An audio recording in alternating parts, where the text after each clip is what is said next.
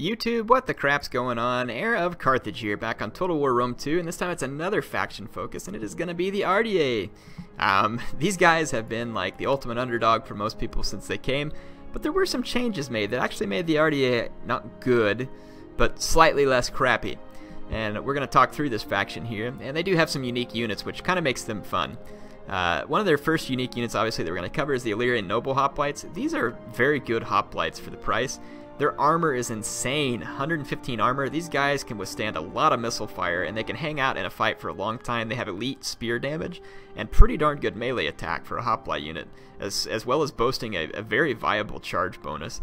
So these guys can be a very nice unit for the Ardiaei. They also have expert charge defense, so if you're going to be charged by, say, low armor units like Wolf Warriors or some of the others, if you leave these guys stationary and use their expert charge defense, it can be very useful. Falksmen, other units like that will actually take a lot of damage charging them. If you're going to be going up against, say, like a heavily armored unit that's also got a big charge, I think you'd be just as well off to just charge them. But they also have Hoplite Wall, but they're not a formation attack unit, which is kind of nice actually, because formation attack and Hoplite Wall don't work real well together. They kind of work better apart from each other. So very good unit here for the Ardiaei, and it's probably one of their only good units as far as being an interesting, unique unit. They have Illyrian Levies. These guys are cheap axemen, not real great. They can be okay if you get into a rear charge or maybe support a cavalry fight with them, but they're really not good at much. Mercenary Celtic Warriors are going to be extremely useful because they provide a meat shield unit for the Ardiaei Hoplites, which can be very helpful. They can absorb the charge of enemy sword units and potentially give the Illyrian Noble Hoplites a good way to charge in. Illyrian Raiders are going to be slightly better version of the Illyrian Levies. I haven't really used these guys, and so I don't know how good they are. Their health is pretty bad. And yeah, I mean, it just seems like that the Mercenary Axe Warriors for 70 more talents would be a way better choice. They're similar units anyway. So the Mercenary Axe Warriors and Mercenary Celtic Warriors actually really gave the Ardiaei a whole lot more options and really helped make them suck a whole lot less. As far as other units, they have these Illyrian Spearmen. They can form square, not a whole lot else, but decent in that respect. Illyrian Marines can also form a square, and they have a lot of javelins, as well as pretty good attack and stats, other stats for a spear unit. Illyrian Thurio Spears, again, they have counter-cavalry tactics, which can make them particularly useful. Illyrian Hoplites, these guys are like a little bit cheaper version of the Illyrian Noble Hoplites. They do have expert charge defense, which at a unit of that cost is pretty great. So again, if you're trying to stop the charge of low armor units, these Illyrian Hoplites are going to be very good at it. They also have 105 armor at the 600 price range, which is insane. And they also have access to Hoplite Wall. Now, Mercenary Hoplites, I'd just stick with the Illyrian Hoplites and the Noble Hoplites, but whatever, you have them if you want them. Slave Javelin Men, pretty weak Javelin Men, but if you need Javelins, they've got them. Same thing with the Slingers, not very good Slingers, but if you need them, you've got them. Mercenary Peltist, if you need a heavier unit, I guess again you have it, not sure if you really do. Illyrian Cav are terrible. They added Frenzied Charge to them, but these guys just, man, they really need some help. This is the one huge downfall still of the Ardiaei, is that their Cav is just awful. It is just bad. They did get access to Mercenary Tarentine Cav, which is, it helps in potential situations, but there's certain situations where it's not going to do you a whole lot of good. If you're coming up against a faction that doesn't have good skirmish cavalry or missile cav in general, Tarentine cav can be good because they can harass enemy heavy cav. If you're coming up against a faction with like horse archers and their own good skirmish cav, then Tarentine cav aren't really going to do you a whole lot of good. Anyway, that's a little more about the Ardiaei. So they're going to have the capability to hold enemy units. They're going to be very lackluster when it comes to killing enemy units. That's going to be your challenge as the Ardiaei every time, is how are you going to actually kill the enemy units. And let's go to the replay and see how I was able to use the Ardiaei. When I picked them, my opponent's like, really? You're going to use the Ardiaei? And I was like, yep. And so he picks the Getae. The Getae are definitely a better faction. And right off the bat, I kind of questioned my opponent's army build. I like the Thracian Peltist. Those guys are potentially good. Don't know if they really need them against the Ardiaei, but hey, they could pick off a high-value target or something like that. And they're useful in rear charges. But let's go through the army. So I've got 4 Celtic Warriors for meat shielding. I've got 5 Illyrian Noble 6 of them. Yep, 6 Illyrian Noble Hoplites because I wanted a nice solid core, and they're backed up by Axe Warriors. And my idea is if my opponent brings Noble Swords, I'll try and hold them with the Illyrian Nobles, and then just send the Axe Warriors in through the back to help grind them out. I've got 2 Illyrian Cav just in case I need to run down some enemy skirmishers, and I've got 4 slave slingers because the last time I used Ardiaei without bringing any skirmishers, I paid dearly for it. So yeah, my opponent's got 2 bow horsemen. I did expect them, another reason why I brought slingers. And then he's got these mercenary Thracian peltists. His main line is armored spears, which is an odd choice. These guys are not going to do well versus the Ardiei on any respect, and he probably would have been better off to just stick with a different unit. I don't see those guys coming in handy. He brings a scorpion too, which is weird. I haven't seen that in a long time. This actually isn't a bad pick. I would normally not think that bringing these guys is very good, but think about it as the Ardiei. What am I going to do? Punch through him with my shock cav? No. Punch through with my heavy cav? No. Yep. So I'd have to be able to get my slingers within range of these guys, which means that I'd have to come within range, and these guys can keep firing at high value targets. So this is actually a pretty decent pick, and scorpions have quite a bit of ammo. So my opponent can sit back here and fire. He's already killed cavalry units, a couple of them. So these scorpions are going to be a huge nuisance for me in this battle. You can see they're racking up kills with just about every shot they take. And they're not very expensive, so actually that's not a bad pick. My opponent though has 2 noble sword units, 1 on each flank. He's got some heavy spears here in the center. He's got some Thracian peltists on each flank and some axe warriors on each flank. So, and he's going to go ahead and come in for a charge with his mercenary axe warriors. They're going to get destroyed by my Celtic warriors. And then these heavy spear or armored spears are also going to get chewed up pretty bad by my Celtic swords. Those were not good engagements for my opponent. He had no reason to engage me here. He has a scorpion with plenty of ammo, and he should have just sat back and let it continue to fire. It's already up to 29 kills. So again, maybe he should have just brought more of those things, because there's not much that I can do about it as the Ardiei. See, I can't get into range of it at the moment. I am going to go ahead and start firing all my slingers at his noble swords, just trying to do some hit point damage. Anything I can do to reduce these guys' effectiveness is going to be helpful. I probably won't kill any of them from the front, but again, anything I can do to hurt them. He brings his horse archers up on my flank. I'm going to fend them off with some infantry, and then dedicate a couple of slingers to killing them. My hoplites are over here to take the charge of his armored spears. These axe warriors are actually going to be a problem. I really need to get a charge on them, but I can't in my current position. So these guys are actually going to be kind of dangerous to my noble hoplites, unfortunately. And I do have my own axe warriors out here as well, but I'm just thinking to myself, if I can just hold this flank and try and overwhelm my opponent's center, we might have a chance. So see here immediately, Illyrian noble hoplites being supported by mercenary axe warriors. That's my plan for trying to kill his general. I managed to kill 6 or 7 of the noble swords at this point, make it 8. So that's helping, and his noble swords didn't get a charge. Yeah, so I got really lucky they didn't get a charge there, and see how I immediately support with the axe warriors. So this is going to be a bad engagement for his noble swords, actually.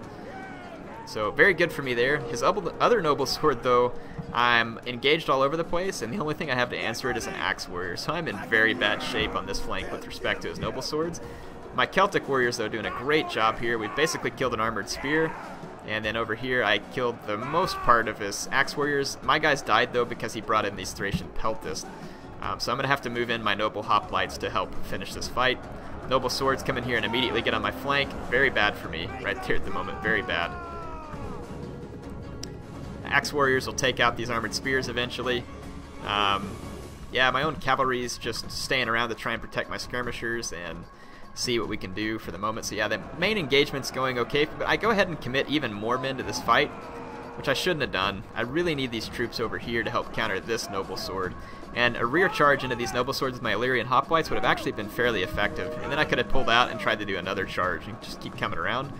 Also, if I wasn't having to fire at his horse archers, I could be opening up on these guys with my slingers, which would also help. Overall, the engagement's gone okay for me, but now as time goes on, the engagement's going to get better and better for the Getae. So it started off very nice for me. I charged these spear horsemen, forgetting that the spear horsemen are actually infinitely better than my Illyrian cav, and my guys are going to get wrecked here.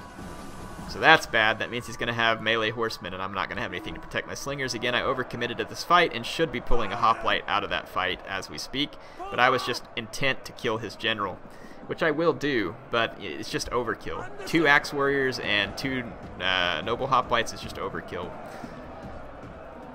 That noble sword's not getting a very good engagement out of this. I am going to have to pull my slingers back because his spearmen are breaking through. Over here, I'm killing some more of his armored spears. It's his axe warriors over here that kind of concern me. As you can see, they're actually doing pretty well in the grind out versus my hoplites. So So yeah, he's broken through here with his noble swords. My general is in danger. I really don't want to lose my general. He's under a lot of mercenary Thracian peltis fire here, so that is very bad for my general.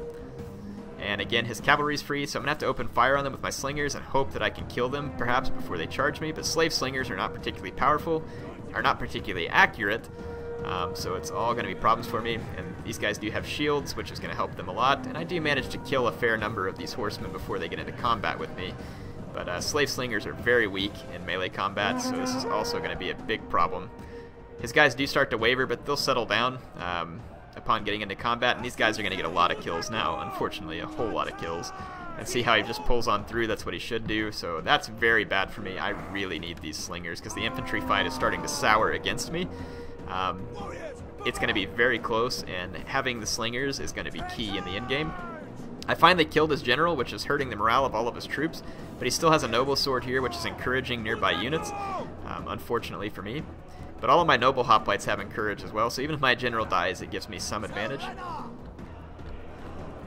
And I do believe my general is still alive at this point in the game. So yeah, I'm going to bring in more noble hoplites to rear charge these guys. His noble swords are rear charging my men over here. Again, if my slingers weren't being hit by these cavalrymen, this would have been the perfect opportunity to kill that noble sword. So this is a horrendous mistake for me to have not kept a spear unit back here to protect these guys. Big mistake. And honestly, like a Levi Thurio spear or something like that anything would have been helpful. So I lose a lot of slingers. These guys will actually come back, fortunately. And his cavalry are down to 19 men. I think these guys will come back as well. I can't remember. I end up with 2 slinger units here a little bit later.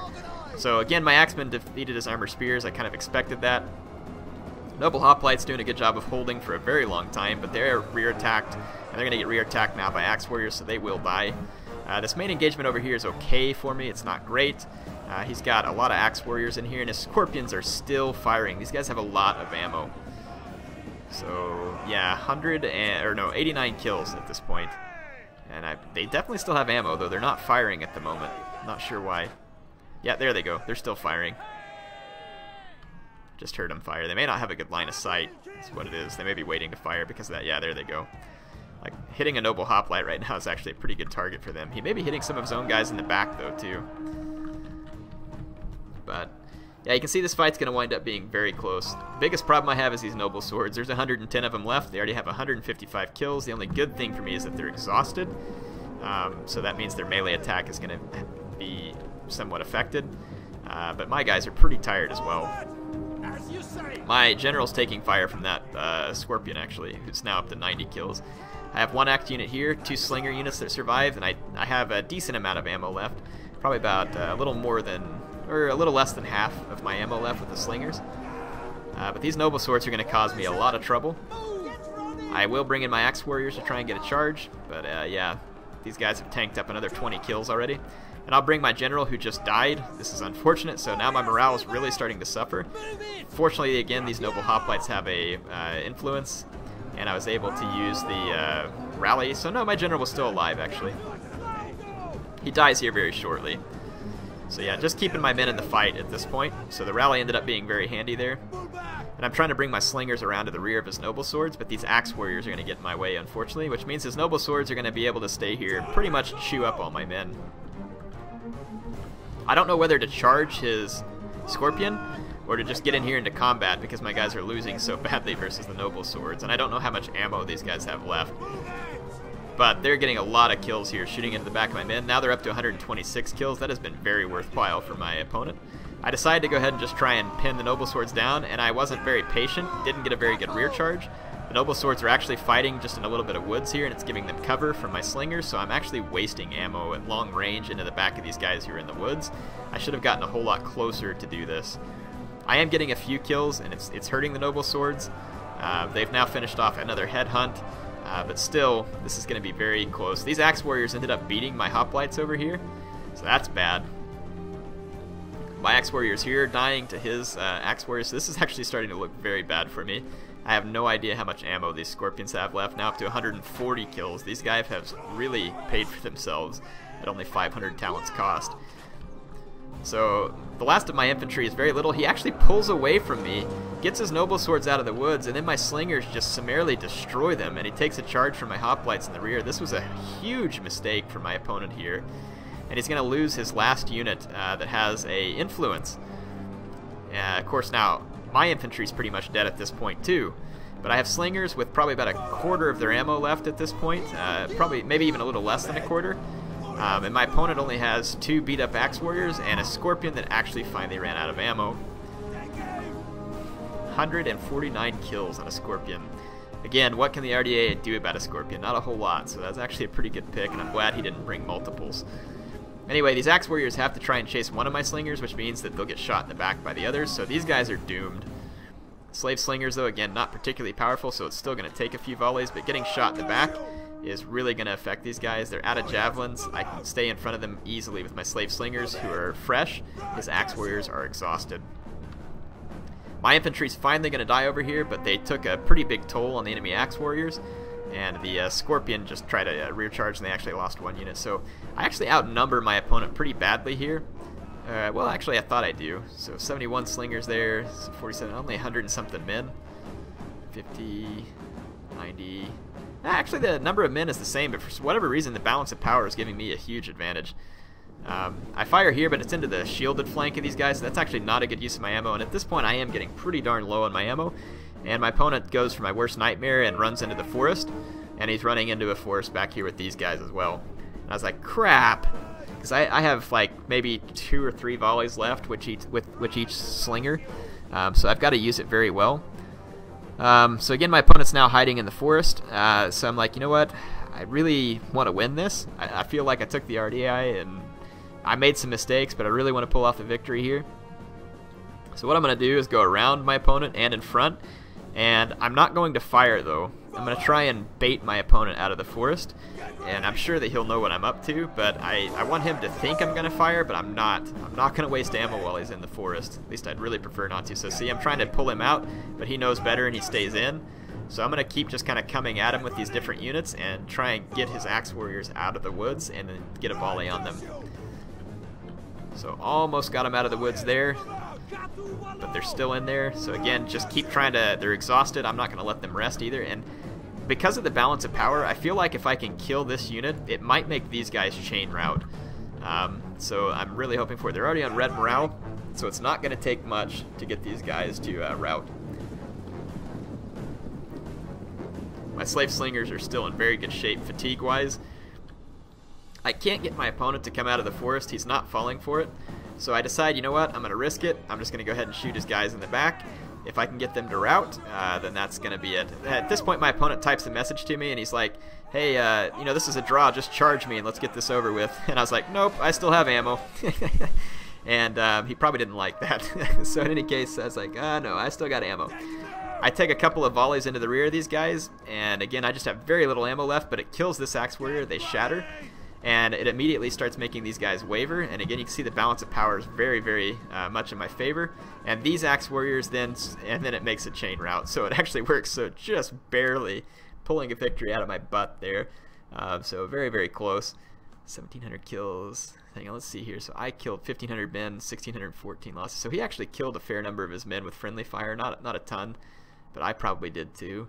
No, only about 20 of my guys. So yeah, he killed a decent number of his own men with friendly fire. But it was probably mostly from the Thracian Peltis, maybe a little from the Scorpions, but that Scorpion was useful. And honestly, that Scorpion was a good pick in my mind versus the Ardiaei. So I think I did alright with my Celtic warriors in certain engagements, certain ones I didn't. Again, certain axe warriors were able to do very well. My slingers clutched out the battle for me, and my noble hoplites all did pretty darn well considering the type of engagements they were in. Good units. So anyway, the Ardiaei, that's them. So what would you use them against? If you're in a team battle and you needed a lot of good spears to help fend off cavalry, they could be useful.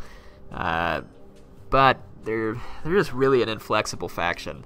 They would be good against any faction who has low armor units, like a whole lot of low armor units. Because the Ardiaei actually have a lot of high armor units and decent javelins and expert charge defense.